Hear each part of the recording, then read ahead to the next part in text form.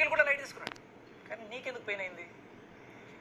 Pain ఎందుకు అయిందంటే Rohini the reason. ఆయన అవినాష్ ఏమన్నారు, వ్యాలిడ్ అనిపించలేదు అన్నప్పుడు నువ్వు ఇచ్చిన రీజన్ వ్యాలిడా అని అలా ఆ సెన్స్ లో చెప్ప, దానికి ఫీల్ అయ్యాను అంతే.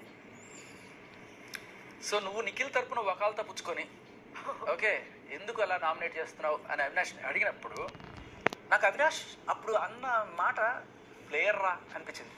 ఎందుకంటే అవినాష్ వెంటనే అడిగి, నేను కూడా అంత స్పాంటేనియస్గా అడిగేవాడిని కాదు.